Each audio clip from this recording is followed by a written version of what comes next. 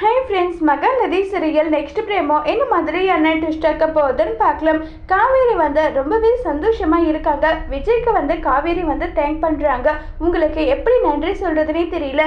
என்னுடைய மாமா இந்த அளவுக்கு வளர்ந்திருக்காரு, அவருக்காக நீங்க ரெகக்னைஸ் பண்ணதுதான் இது எல்லாத்துக்குமே காரணம். ரொம்பவே நன்றின்னு சொல்லிட்டு காவேரி சொல்றாங்க. உடனே விஜய் காவேரி கிட்ட, நீ வேணும்னா என்ன புரிஞ்சுக்காம இருந்திருக்கலாம் காவேரி, அதுக்காக நீ என்னன்னாலும் பண்ணியிருக்கலாம். ஆனா உன்னுடைய குடும்பத்தை என்னுடைய குடும்பமா நான் நினைக்கிறேன். அதே மாதிரி தான் நீ என்னுடைய தாத்தா பாட்டி கிட்ட நடந்துக்கிற, அதே மாதிரி நானும் நடந்துக்கிறேன். இது அவருடைய திறமைக்கு கிடைச்ச வெற்றி. அதை நீ ஏன் இப்படி பேசிட்டு இருக்கேன்னு சொல்லிட்டு விஜய் சொல்றாங்க. உடனே காவேரியை சந்தோஷப்படுறாங்க.